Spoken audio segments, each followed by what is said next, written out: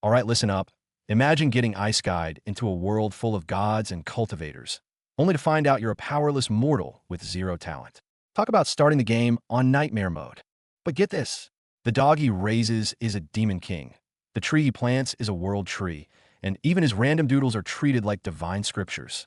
The entire world thinks our boy is a hidden god-tier expert, but he's the only one who has absolutely no idea. So, our boy is back at it again, taking Dodgy out for another one of his scientific experiments. Look at this serene landscape. Who would have thought things are about to get weird? And just like that, the moment the experiment ends, Dodgy asks, "So are we gonna cook it?" The blue monster, eavesdropping nearby, just freezes. "Cook? Cook who? Cook me." Our boy then adds with a straight face, "To be honest, that hand looked pretty tasty." Dodgy's eyes literally light up, but then he hits her with the "just kidding, now's not the time for jokes." This emotional roller coaster nearly gave the poor monster a heart attack. Meanwhile, they run into Mr. Wild Boar, a demon who's a bit of an oddball. Get this, he's a demon who's terrified of other monsters, so he just hides deep in the forest.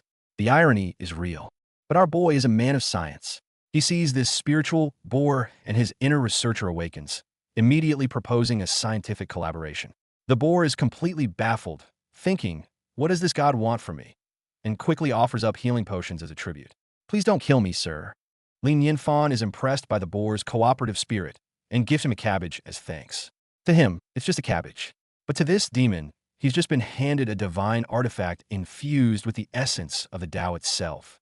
Overwhelmed by this divine gift, the wild boar lets out a massive burp that echoes through the forest, a burp filled with, the fragrance of the Tao. Later that night, the boar is still reminiscing about the smell of that barbecue hand, thinking it was some kind of test from the Great One. Little does he know, the real big shot, the nine-tailed fox, is just chilling in a tree, watching his whole performance. Cutting back, Dodgy's little sister, the white fox, rushes over in a panic. But Dodgy immediately shushes her, terrified of waking the master. You could just feel the reverence they have for our boy.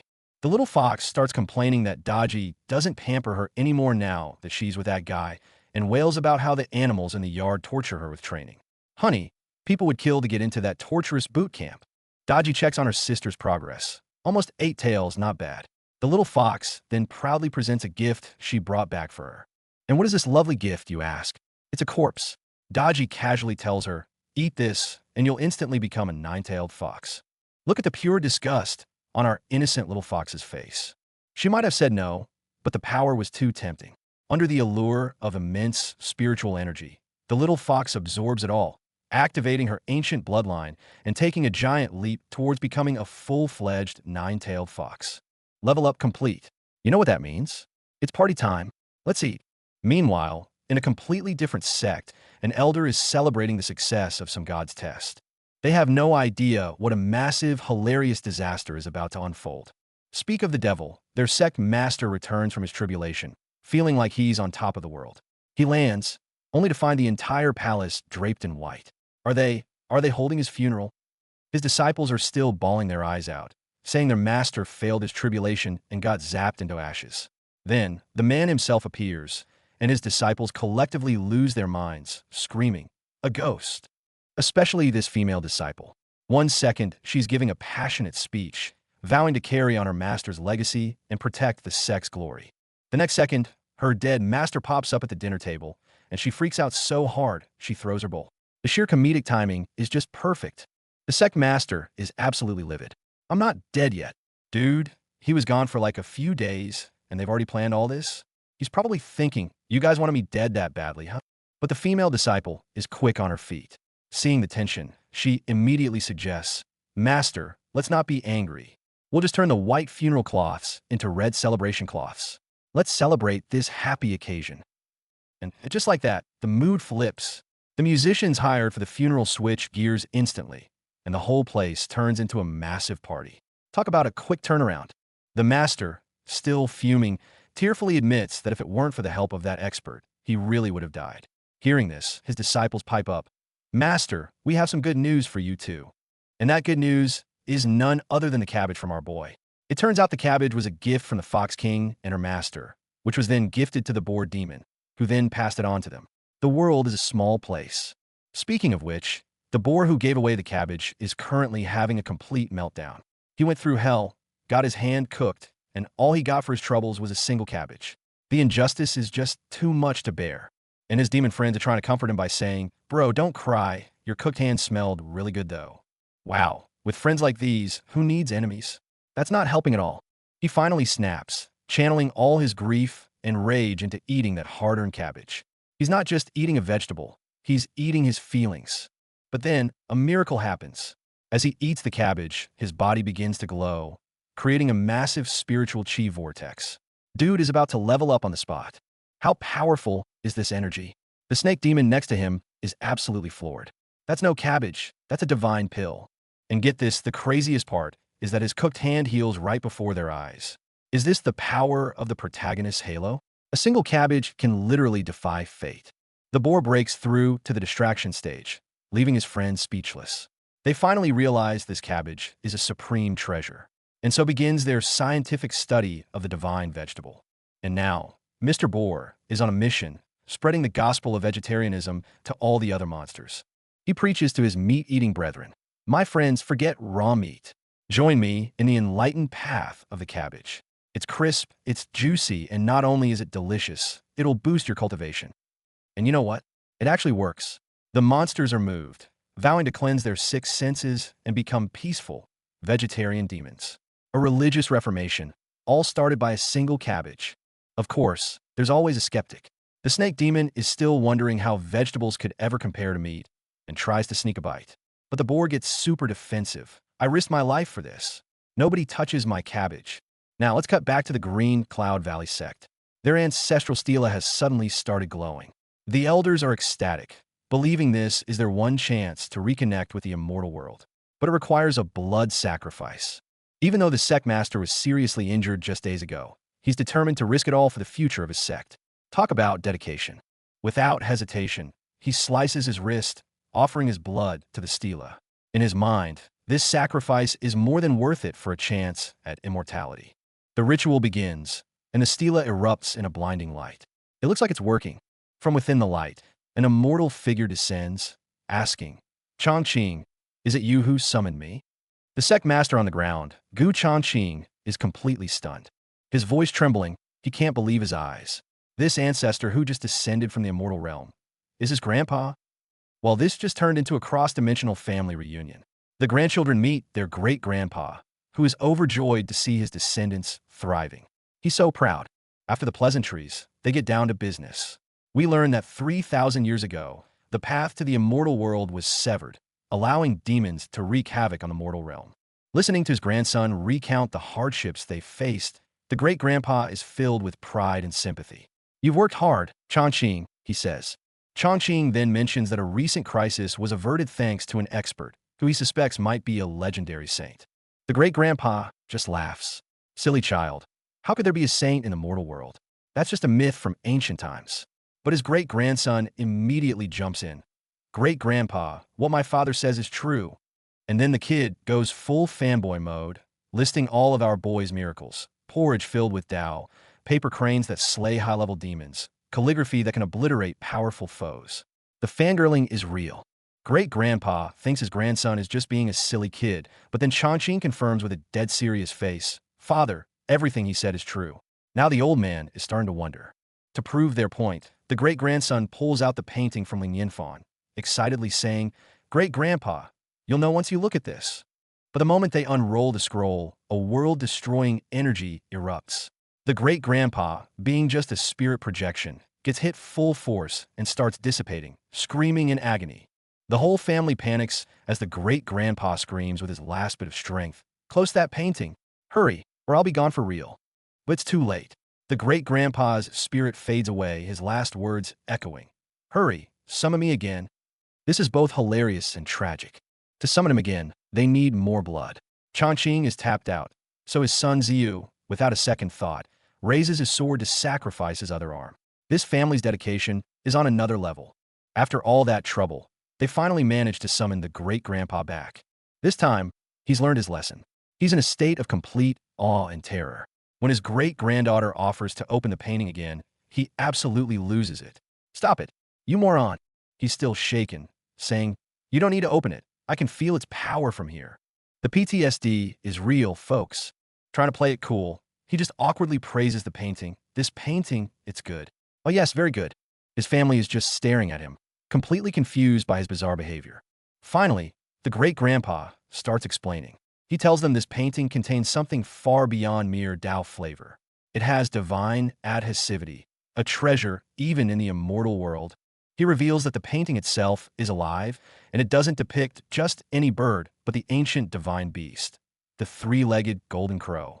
As he explains, he slaps his great-grandson away from the scroll, not taking any more chances.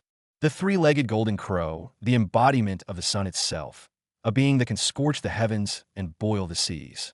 If the painting is this powerful, just imagine how terrifying the artist must be. The great-grandpa realizes this is huge. The artist must be a hidden master who has lived since ancient times. He decides he must return to the immortal world immediately and report this to his own master. Before leaving, he imparts some wisdom to his descendants. Cultivation is important, but networking and clinging to the thighs of the powerful is the true key to survival in the cultivation world. Some truths are universal, aren't they? He even jokes that to please this expert, he'd be willing to send his great-grandma over. The family is just speechless. This old man is wild. In the end, he decides he can't trust these morons with such an important artifact and takes the painting with him back to the immortal world. And just like that, the family heirloom gets confiscated by the ancestor himself. Peace returns to the Chinyan sect, but thanks to our boy's little doodle, both the mortal and immortal realms are about to be thrown into chaos. As the great-grandpa rushes back, he's stopped by a young girl who shares some breaking news. A big shot from the immortal world has fallen, and their body has crashed into the mortal realm. The great-grandpa is confused. That's not what he was rushing to report. It seems the mortal world is suddenly becoming the center of some major cosmic drama. Things are about to get very interesting. Meanwhile, in another corner of the immortal realm, we find ourselves in the ethereal flower paradise of the demon clan. But nobody's looking at the scenery because word is out that Grandpa Goo is on his way, and the fangirling is absolutely off the charts. And speak of the devil, here he is. Grandpa Goo arrives bearing gifts and some piping hot tea. Apparently, a certain master is looking for a flying beast to be his mount, and getting chosen is basically like winning the cosmic lottery. This news sends the girls into a frenzy. They're all debating whether to be his mount or his wives. And it turns out the master they're obsessed with is none other than our boy, Lin Yinfan. Just listen to them gush about his godly powers. His words become reality. His paintings come to life. They're completely misunderstanding his chill, mortal lifestyle. Of course, everyone wants a piece of this action. The competition is so fierce. Even Grandpa Goo jokes that if he wasn't human, they wouldn't stand a chance. It's a whole political game now, and they've all agreed to follow the lead of Sister Fire Sparrow. And speaking of the leader, talk about making an entrance. Sister Fire Sparrow bursts into flames and lays down the gauntlet. Who's brave enough to follow her to the mortal world and have a little fun? But not everyone is on board. A little internal drama is brewing over bloodlines and qualifications. Anyway, let's get back to the main event. We cut to the serene spiritual Sun Lake, where our unsuspecting hero is just chilling. And what is this mighty hero up to? He's on the most awkward first date ever with Daji. Look at them. He's a nervous wreck. She can hear her own heartbeat. The first date jitters are so real, it's painfully adorable. Meanwhile, Fire Phoenix is watching Daji, who's completely in the zone. She wants to say something, but doesn't dare to speak, worried she'll be annoying. Total fangirl behavior.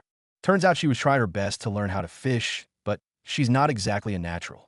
Ah, look at her, apologizing so earnestly for being too stupid. And our boy is still not used to her calling him master. And just as she's about to fall in, our boy springs into action. Look at that protective look on his face as he reaches out to save her. He's all hero mode right now. He pulls her back just in time. A classic rom-com moment. He was genuinely scared for her, and she's so sorry for causing trouble. It's just too pure. While our lovebird are having their moment, some unexpected guests arrive at the lake. An old fisherman in a straw hat stumbles upon two suspicious-looking individuals. And it's the classic, "Oh, did I interrupt something?" moment. This old guy has no chill, just casually strolling up and spooking them. Talk about awkward timing. It seems the old fisherman is a regular here. He starts chatting with our boy, complaining that the fish in this lake have gotten way too smart and impossible to catch lately. Our boy, being humble as always, says he only knows a little about fishing. Yeah, a little. Bro proceeds to catch half the lake's population in one go. Look at the fisherman's face, absolutely priceless. That's the protagonist halo for you. Now even the fisherman thinks something is fishy. The The fish are literally sacrificing themselves for our boy. He thinks it's weird, but for completely different reasons than everyone else. Little do they know, there's a reason for all this madness. It was the demon fangirls. They've been pulling the strings from behind the scenes, ordering the fish to only bite our boy's hook. This is next level simping. But their little scheme might have attracted some unwanted attention. Oh, that doesn't look friendly. The lake isn't just full of simping fish. There are real monsters down there too. Our boy has a feeling something's wrong, and you know what happens when he has a feeling. He casually mentions danger, and the fisherman just laughs it off. Famous last words, buddy.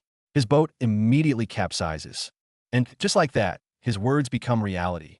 A freaking whirlpool appears out of nowhere, sucking everyone in. The fisherman is finally realizing our boy is not normal. How did your words become real? But amidst the chaos, our boy stays cool as a cucumber. First priority, protecting his girl. Don't be scared, Dodgy. What a king. And it's a good thing he picked up some random skills from that mysterious system of his. He remembers the boating lessons from his dog's hit system, and now it's time to shine. Using his god-tier paddling skills, he calmly navigates the death vortex, waits for the perfect moment, and shoots right out of it. He just handled a magic whirlpool like it was a Sunday cruise. And once they're safe, the fisherman has a complete meltdown. The dude is shook to his core. A little bit. What you did is unbelievable. He's seen the light. Welcome to the Lin fan club, old man. But as quickly as it started, the chaos is over. The lake is calm again, like nothing ever happened. So what was that all about? What's really going on in this lake? And it seems they're not the only ones who noticed the disturbance. More players are joining the game. They're here for the traces of the Almighty. I wonder who they could possibly be talking about. Wink, wink. Meanwhile, some familiar faces are discussing the recent world-shaking events. The Liu family wiped out a hole punched in the sky. They're connecting the dots, and it all points back to our boy. They think he's already left the mortal plane, the drama queens.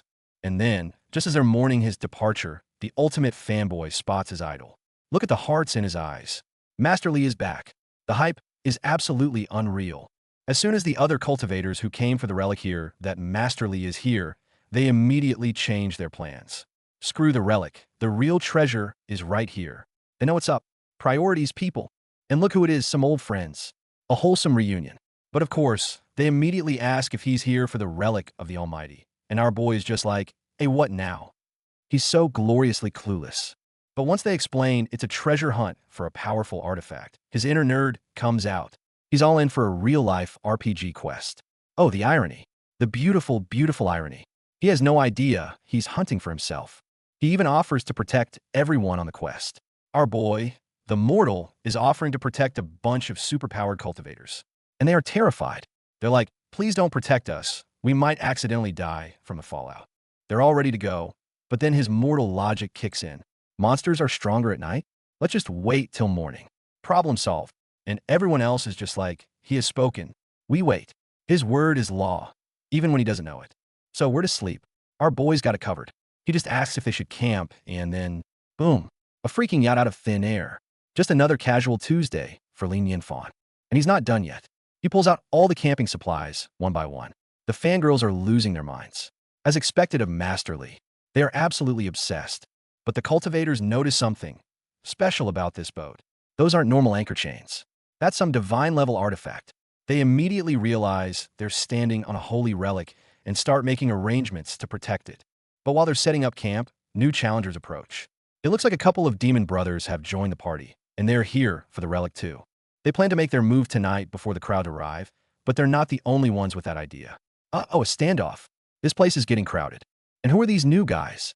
We've got the whole anime trope squad. The standard dude, the sassy lowly, and the cool older sister type. A classic trio. The horned demon dude isn't backing down. Let's fight for it with our own strength. He's got guts, I'll give him that. But it's not going to be that easy. He immediately runs face first into a barrier. Denied. The lowly explains the rules. There are 3 barriers to pass. But he's not listening. He's going full power to break through. And that was a terrible idea. A giant golden dragon spirit appears and just wrecks him. But oh no, his little brother got caught in the backlash. The attack was too strong. This just got dark, he's not going to make it. The big bro is absolutely heartbroken. He screams in despair, finally realizing the truth. In a place like this, they were never meant to succeed. They were just cannon fodder. But his grief quickly turns to rage. I will not let you die in vain. He's going for round 2, powered by pure, tragic anger. Meanwhile, back on our boy's magic yacht, everyone is fast asleep, completely unaware of the drama outside. And then suddenly, snap, the divine anchor chain breaks. The boat's going rogue. His furious attack sends him flying right back to square one. He's too careless, realizing this barrier is far beyond his power. He's at his breaking point. Even if he uses up all his vitality, he might only break the first barrier. A world without my little brother. I don't want it. He's ready to go out in a blaze of glory. But just as he's about to make his final stand, he sees something weird. A boat. And then, crash. The boat just phases through the barrier like it's nothing, and everyone just stops. A moment of stunned silence. You can practically hear the crickets. Everyone's brain just short-circuited. What in the world just happened? The boat, having completed its mysterious mission, comes to a stop. The disturbance wakes up our boy. He senses some demon chi, opens his eyes, and finds himself completely surrounded. What the F? My thoughts exactly, my dude. The breaking of the barrier alerted everyone. The cultivators wake up in a panic, completely confused. What's going on? They quickly piece it together. Do we just break through the first barrier and enter the second? How is this possible? There can only be one explanation. Is this Master Li's doing? The Taoist trio are equally shocked to see people emerging from the boat. They immediately scold them. How dare you stand on that boat? The little kid is so nervous he can barely speak. The reputation of this boat clearly precedes it. The lowly girl gets on her knees and apologizes profusely, explaining they snuck aboard their boat to get past the barrier, begging them not to be angry. They've completely mistaken them for the boat's powerful owners. But the demons take it to a whole other level. They start cleaning. They're wiping down the exact spots where the cultivators were standing, terrified that they might have dirted the sacred vessel. Our cultivators are completely bewildered. The sect master tries to ask what's going on, but gets completely ignored. This finally sets the demons off. How dare you ignore us? Their wounded pride erupts. The demons go berserk, roaring that they'll make them cry for help. The sect master quickly shields his daughter. A battle is about to break out. Two of the big demons launch a pincer attack, breathing a torrent of fire. The sect master gives it his all, creating a barrier with his daughter to block the flames. It's an intense clash. The Taoist trio decides to join the fray. The lowly girl charges in first, declaring she won't be seen as an opportunist who takes advantage of others. She's here to fight. The scene descends into absolute chaos. Everyone is caught in the crossfire, struggling against the onslaught of enraged demons. They've all become cannon fodder in this insane battle. The sect master is panicking. These monsters are too strong. They won't last long. We must hold on until Master Li wakes up, but then a terrifying thought crosses his mind. What if Master Li gets up on the wrong side of the bed? That would be 1,000 times scarier than all these monsters combined. But they have no choice.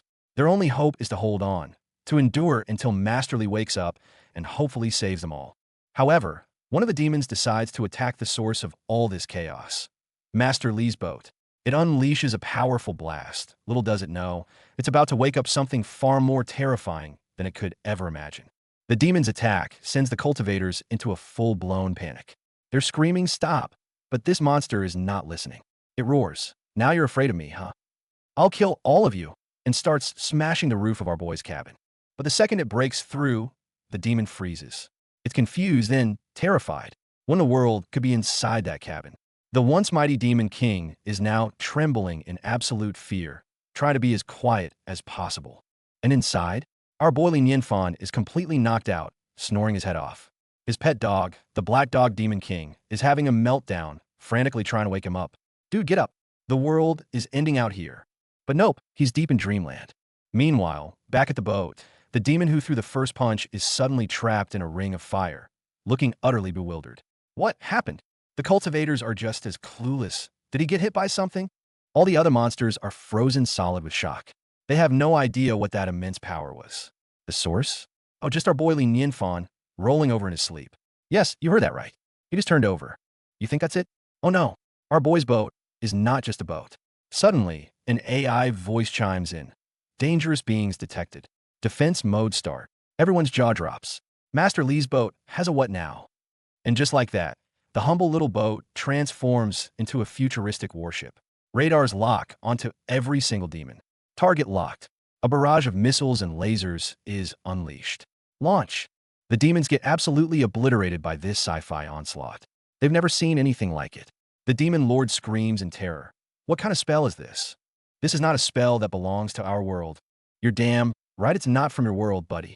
This is the power of tech, a gift from our boy's previous life. Faced with overwhelming firepower, these ancient demons don't stand a chance. In a matter of seconds, the entire demon army that was causing so much trouble is turned into dust. All that's left are ripples on the water from the explosions. The cultivators who witnessed this massacre are completely speechless. They come to a terrifying conclusion. Is this hinting at the ramifications of disturbing Master Li's sleeping time? The man's morning mood is apparently a world-ending event. After the chaos subsides, a massive rift appears in the water. The sect master figures it out. It must be leading to the final barrier of the relics. Of course, our boy cleared the path for them without even waking up. So, turns out this ancient relic is protected by 3 barriers. The first was a simple gate. The second was that insane demon brawl they just survived. And now, they're about to face the third and final challenge. And the guardian of this third barrier? It's said to be a terrifying creature from ancient times, a being so powerful that just thinking about it sends shivers down their spines. And there it is, the final boss. A monstrous beast with glowing red eyes, radiating an aura of pure dread. This is the gatekeeper of the third barrier. The gatekeeper makes its presence known with a deafening roar, shaking the very ground they stand on. Its sheer power is enough to make any normal cultivator turn and run. This mythical beast is a heichi, a creature of legend that judges good and evil. But this one looks less like a judge and more like an executioner. The heichi speaks, its voice booming. Mortal, if you can answer my question, I will let you in. Ah, the classic riddle from the Guardian. Let's hear it. But this isn't your friendly neighborhood trivia night. A wrong answer means instant, gruesome death. The stakes couldn't be higher. The beast clears its throat and asks the ultimate, profound question. Question, what did the pangolin say? Everyone is just stunned. What kind of meme lord riddle is this? The sect master just bursts out laughing. He can't help it. The heichi is furious. Mortal, what are you laughing at? You know you'll turn into blood if you're wrong, right? But the guy is literally dying of laughter. The others aren't laughing. They know this question has stumped countless masters for ages. Their only hope, as always, seems to lie with Master Li. Or rather, his ridiculously overpowered pets. So, the sect master turns to the demon dog king for help. The dog's response? A smug answer? Why would I tell you? Well, that's not helpful. Just as they hit a dead end, the boat's AI kicks in again. Threatening creature detected. It doesn't care about riddles. It locks on with the Yang electric cannon and prepares to deliver the ultimate answer, overwhelming violence. One blast, and the mythical beast is vaporized. As everyone processes the fact that they just cheated on a divine test, our boy casually asks, so, what did the pangolin say? Look at that smug face. He was awake the whole time and knew the meme. But his cool facade lasts for all of 5 seconds. He pulls back the curtain, sees they're in a completely new place, and immediately freaks out. What's going on? Where's this place? And just like that, our clueless hero is back. His companion quickly explains that they've passed the final barrier. They are inside the Almighty's relic, and behind that glowing gate lies the treasure they've all been searching for. Our boy Li Nianfan stares in utter shock, his mind blown. That is the Almighty's treasure. The sight before him is truly something to behold. Everyone is ecstatic. This is it, the holy grail for cultivators, the place where the legendary relics are hidden. The excitement is off the charts. They step into the sacred ground, a place only accessible to those who can break the 3 barriers. Daji and the Fire Phoenix are looking around in wonder. Wow, this is my first time being in such an amazing place. And it doesn't take long to find the first prize. Our boy points out a sword stuck in a stone. A classic Excalibur moment. Everyone immediately recognizes it. A celestial item. The fangirling is real. This isn't just any sword. They say that if this weapon makes its debut, the entire structure of the immortal cultivation world will change. This is a game-changing artifact. Before they can even process the sword, they spot another treasure, the Almighty's stela. This massive stone tablet is even more insane. It's a direct link to a god-level ancestor, a symbol of ultimate power. Even though the road to godhood is said to be cut off, making the stela's power dormant, it's still considered the most precious treasure in the world. Owning it is a symbol of absolute authority. 2 world-breaking treasures, right there for the taking. The cultivators are losing their minds. But then they look over at our boy, and he looks completely unimpressed. Master Li doesn't like it. Daji gives the perfect explanation. My master is just a mortal. These items are meaningless to him. and everyone buys it completely. Of course, to someone of his stature, these priceless treasures are nothing but trinkets. His level is just too high. So, what does catch our boy's attention? Not divine swords, but a bee. He spots a golden flame bee, which the cultivators immediately identify as an ancient species whose honey is a legendary holy medicine. They're busy warning him about its deadly fire poison when our boy just casually catches it with his bare hands. I thought it was just a normal bee. Is it that dangerous? Everyone just freezes in sheer terror and disbelief. He sees their terrified faces and asks, "Should I release it?" They all scream, "No, don't come here." Then our boy calmly points and says, "Oh, but there are more coming towards us." And sure enough, there's a massive beehive in a nearby tree, with thousands of golden flame bees swarming out. The cultivators are lamenting their terrible luck. So many cultivation-boosting bees, yet they're too dangerous to touch. Hearing that the bees can increase cultivation, a light bulb goes off in Lin Yinfan's head. Perhaps I, too, can cultivate immortality. He's finally found his path to power through beekeeping. Our boy mutters that he was planning on taking a few bees back, and his followers immediately latch onto it. Master Li is interested in the golden flame bees. We have to help him get the beehive. And who gets this glorious, life-threatening mission? The sect master, of course, pressured by his own daughter. He's thinking, "My dear daughter, you want me to catch the bees? I will die, right?" His daughter turns on the waterworks, begging him with tears in her eyes. As a certified daughter slave, he can't resist. He grits his teeth and declares, "Your father will do it now." Being the considerate mortal he is, Lin Yinfan offers the sect master a beekeeper suit. The powerful cultivator just stares at it, confused. Do I need this? His pride won't let him use mortal equipment. And his daughter adds fuel to the fire. "You're awesome. Immortal cultivators are great. You don't need mortal equipment." The poor guy is being peer pressured into going in without protection. And so, armed with nothing but a wooden plank and misplaced confidence, the sect master charges towards the beehive, screaming, "I can." The result is exactly what you'd expect. He gets completely swarmed. His daughter is panicking. "I thought you would be using your power to protect yourself. If you can't do it, don't force yourself." A little late for that advice, don't you think? But incredibly, he succeeds. Just before passing out from a million stings, he presents the beehive to Master Li. Mission accomplished at a heavy price. His daughter rushes to his side, crying her eyes out as he lies there, swollen like a balloon. It's a scene of pure tragicomedy. This is when our mortal hero steps in. "Please bring the emergency kit here. It's time for modern medicine to save the day in a cultivation world." A short while later, the sect master is wrapped head to toe in bandages like a mummy, but he's alive. He gratefully thanks our boy. "Thank Master Li for saving me." The others are just baffled by this whole situation. A mighty cultivator, taken down by bees and saved by a first aid kit. This bizarre event only solidifies their belief that Master Li operates on a plane of existence they can't even begin to comprehend. After a day of ridiculous adventures, they pack up their treasures, the divine sword, the stela, and the all-important beehive, and head home. Our boy looks at his companions and thinks, "Haha, you guys are funny." Little does he know. Meanwhile, on a flying ship somewhere else, a new group of people are on their way. A woman is trying to read peacefully, but gets startled by a feather.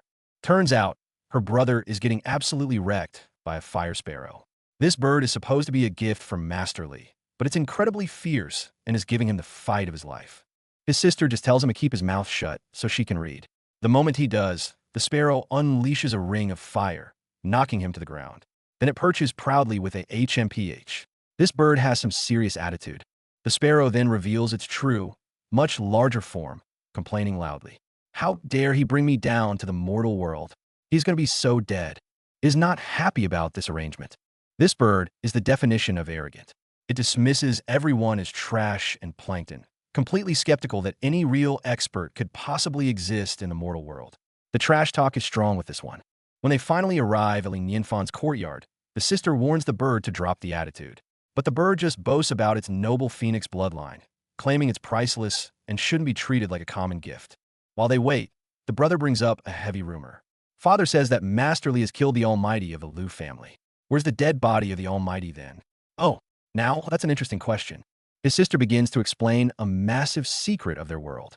Due to the actions of the immortal realm, the very fabric of the universe has changed. The path to longevity for cultivators has been severed. To ascend to immortality, one needs something called divine qi. The problem is the supply of divine chi is dwindling, and there's simply not enough to go around anymore. To protect their own existence, the beings in the immortal realm made a drastic decision. They cut off the cultivation world. The flow of divine chi was stopped, meaning no one from the lower realm could ever become immortal again. The road to longevity is officially closed. The siblings, having just overheard this world-shattering secret, are now terrified. Are we going to get killed? Knowing this kind of information is extremely dangerous. This effectively makes the immortal and cultivation worlds enemies. They believe Master Li is the key to breaking this cosmic deadlock. But there's a catch, a way to reopen the path. Unless, and it's the arrogant bird that reveals the final piece of the puzzle, unless we have the dead body of the Almighty. And there it is, the reason for their visit. They're here for the corpse they believe our boy has hidden away. So, after that bombshell revelation last time, our boy ZU is absolutely losing his mind. The dead body of the Almighty? He screams. His sister, clearly done with his slow uptake, has to spell it out. You idiot, it has divine chi. And that's when the horrifying realization hits him. To become immortal, you literally have to kill an immortal. Talk about a brutal career path. But hold on, is that even possible? Killing an almighty sounds like a suicide mission. But then it dawns on them. Someone actually did it, right? And all eyes, metaphorically, turn to one person, Master Li. Our boy. Suddenly, their parents' constant nagging to curry favor with Master Li makes a whole lot of terrifying sense. Meanwhile, in the Animal Kingdom corner, the Fire Sparrow is hyping up our boy, saying he's their ultimate ace. But then she does a complete 180, getting all high and mighty. How can a mere mortal kill an almighty? The others are just like, did you forget about that Lu family almighty who got totally wrecked when he came down here? The slow realization dawning on her face is priceless. Just then, more members of the Lin Yinfan fan club arrive. They're all greeting Qin Manyun, super grateful for the expert's help. You can tell the word is spreading.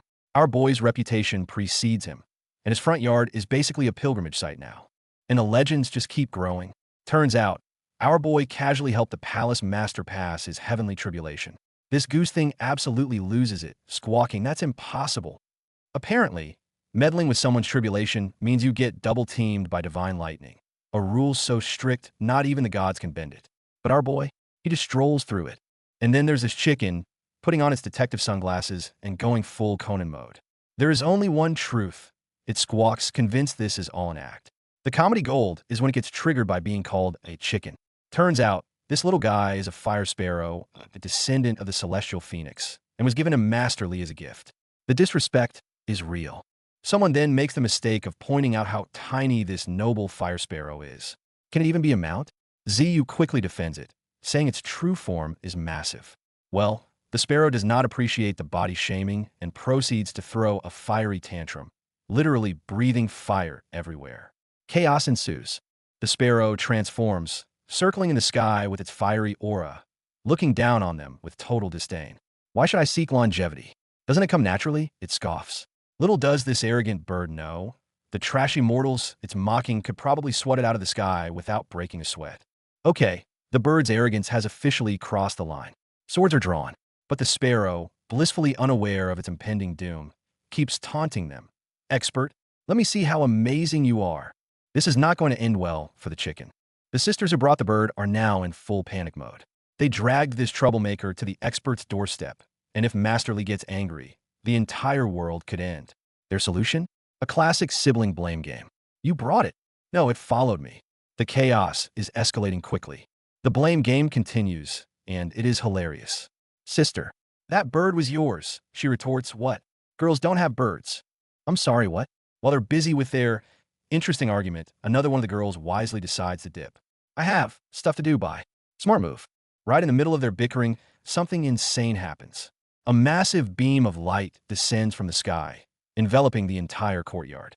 Before anyone can react, the arrogant fire sparrow gets yeeted by an unseen force, sent flying straight into what looks like an ordinary peach tree. The fire sparrow wakes up in a mysterious courtyard. It takes a look around, a lazy mutt by the pond, a fat turtle on a rock, a white phoenix yawning on a branch. Everything looks so mundane, yet there's a deeply unsettling vibe to this place. And then it hits the sparrow. The very air here is thick with Taoist flavor. The cabbages in the garden are glowing like elixirs. The trees look like they're about to turn into monsters. Even a tiny seedling feels powerful. What kind of god-tier place is this? The sparrow is officially shook. It wouldn't even dare to imagine a place like this existing in the immortal world. It comes to a startling conclusion. In a place like this, even a pig could learn to fly. This isn't just a courtyard. It's the ultimate cultivation cheat code. While the sparrow is having its existential crisis, the argument outside continues. Ziyu and his sister are still fighting over who owns the bird. Even the sentient-looking tree seems to be amused by their ridiculous squabble. The barrier drops, and before the sparrow can even think about escaping, it gets zapped by a beam of light, bouncing around like a pinball before crashing to the ground. The once mighty divine beast is utterly helpless. This is the power level of our boy's backyard. Ziyu finally grabs the dazed and confused sparrow, threatening it. And just like that, the mighty beast breaks down, crying, "You scared me. I hate you." It can't comprehend how a place this terrifying can exist in the mortal world. The poor thing is completely traumatized. They finally manage to calm the bird down, telling it to behave as Master Li's mount for a good life. Right on cue, our boy Li Nianfan strolls back in, carrying firewood, completely oblivious to the divine beatdown that just occurred in his front yard. "Hey guys, how long have you been here?" he asked with a smile. Our boy sees the fire sparrow and, in true Li Nianfan fashion, assumes it's a gift for dinner. "You guys really don't have to bring me game every time," he says politely. The cultivators freeze in horror, but the sparrow is having a full-blown panic attack. "Wait, I don't even qualify as a pet. I'm going straight to the dinner table." Things get super awkward. Qin Mannion tries to play it off, laughing nervously. "Oh, I just didn't hold the chicken properly." Our boy looks at this group of powerful cultivators who apparently can't handle a single chicken and gives them a look that just screams, "Really, guys?" He steps in, expertly grabbing the bird's wings. "Wow, this chicken screams really well. The meat must be tender," he comments cheerfully. As he accepts the gift and tells Xiao Bai to open the door, the poor sparrow inside screeches for its life. "Give me a chance. I can be a concubine or a mount. Anything." To welcome his guests, our boy has his robot helper, Xiao Bai, serve up some homemade lemonade. Of course, to these cultivators, it's not just lemonade. It's a divine liquid, brimming with incomprehensible Taoist principles. He even gives his drink a fancy name, calling it divine refreshing water, because, adding divine makes it sound cooler. For the cultivators, hearing this name is just further proof of its godly origin. The name is well-deserved. They think completely in awe. Qin Mannion takes one sip, and her spiritual energy immediately goes into overdrive, like a tidal wave inside her. It's so intense her clothes almost burst. Our boy just sees her suddenly drenched and is utterly confused. He has no idea his lemonade just triggered a power-up. It's the same story for everyone else. They drink the divine water, and it feels like they're undergoing a tribulation, their cultivation levels soaring. This elite group of cultivators is having a mass breakthrough, all thanks to a glass of lemonade. Everyone is overwhelmed with gratitude. Meanwhile, our boy wanders off to check on his beehive, planning to get some honey for them. He remains blissfully unaware that his ordinary bees are, in fact, legendary divine beasts. The moment they see the bees, they completely lose it. Those golden flames, that terrifying aura, it's the legendary golden flame bee. And our boy just casually mentions he passed by an Almighty's relic site and brought some home. Just casually brought home one of the most feared creatures in existence. Almighty's relics? Passed by. Brought some home. Their minds are completely blown. The sheer casualness of his statement is shattering their entire understanding of reality. This is peak level flexing, and he doesn't even know he's doing it. Ziyu is so shocked he literally rockets into the air, his brain short-circuiting. Meanwhile, our boy is happily planning his next meal. Honey-roasted turkey, using honey from a divine beast to roast another divine beast. He just wants to celebrate a holiday from his hometown. Honey from the golden flame bee to roast a descendant of the fire phoenix. This is a menu so outrageously luxurious that even the gods wouldn't dare to dream of it. The sheer audacity. These cultivators are both terrified and absolutely thrilled. Our boy tells Xiao Bai to boil some water, ready to prep the chicken. The girls are hesitant, wondering if eating a divine beast will get them smited. But Ziyu has already reached enlightenment. If you get to eat a divine beast roasted by the expert himself, it's a worthy death. This sacrifice for food mentality is so inspiring that even the other chickens in the coop are moved. They literally push the fire sparrow out towards its doom and even offer up a knife. The solidarity is real. What a bunch of bros. Without hesitation, our boy gets to work. The first step in prepping chicken, letting the blood drain. To him, it's just another day in the kitchen. To everyone else, they're witnessing the fall of a divine beast. But wait, his knife just bounces off. This chicken is surprisingly tough. At this moment of life and death, the fire sparrow's survival instinct kicks in. It realizes it can't rely on those idiots outside. It has to save itself. Time to think fast. What value can it offer to avoid becoming dinner? Under Li Nianfan's gentle gaze, the sparrow's brain goes into overdrive. I must have value as a pet. If I'm worthless, I'm dead. This intense pressure to survive sparks a last-ditch idea just as the knife is about to fall again.